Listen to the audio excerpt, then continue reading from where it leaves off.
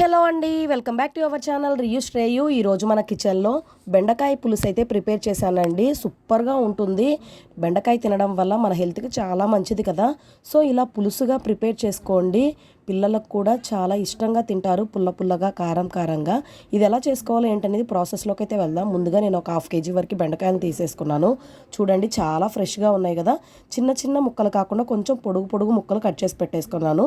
పులుసు అని చెప్పాను కదా, సో ఇందులోకి నిమ్మకాయ సైజ్ అంతా చింతపండుని కొన్ని వాటర్ వేసేసి నానబెట్టేసుకోవాలి.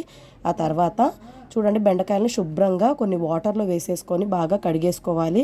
ఆ తర్వాత నేను ఈ సైజులో బెండకాయ ముక్కల్ని కట్ చేసి పెట్టేసుకున్నాను. పులుసులోకి ఇంత పొడుగుంటేనే బెండకాయ ముక్కలు చాలా టేస్టీగా ఉంటుంది. ఆ తర్వాత ఒక ఉల్లిపాయ ఇలా చిన్న ముక్కలుగా కట్ చేసి పెట్టేసుకున్నాను. అండ్ 1 టమాటా కూడా, పండు టమాటాను చిన్న ముక్కలుగా కట్ చేసి పెట్టేసుకొని వీటన్నిటిని పక్కన పెట్టేసుకున్నాను.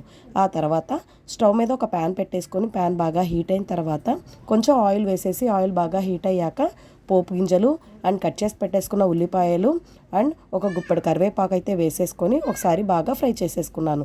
ఆ తర్వాత కట్ చేసి పెట్టేసుకున్న టమాటాల ముక్కలు కూడా వేసేసుకొని మూత పెట్టేసుకొని బాగా ఫ్రై చేసేసుకోవాలి. ఈ టమాటాలు అనేది కొంచెం మగ్గిన తర్వాత మనం కట్ చేసి పెట్టేసుకున్న బెండకాయలను కూడా వేసేసుకొని మొత్తం బాగా కలిసేలాగా కలిపేసుకోవాలి. ఉల్లిపాయ, టమాటో అండ్ బెండకాయ ముక్కలు మొత్తం బాగా కలిసేలాగా కలిపేసుకోవాలి.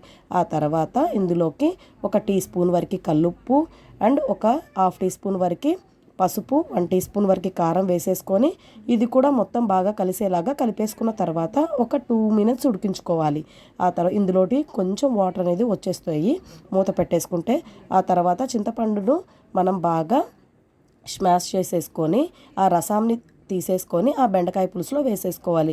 1/2 కప్పు వేసేసుకుంటే చింతపండు రసం 1 కప్పు వరకు వాటర్ అయితే వేసేసుకోవాలి. ఇంకొన్ని వాటర్ అయినా పడతాయి, నో ప్రాబ్లం.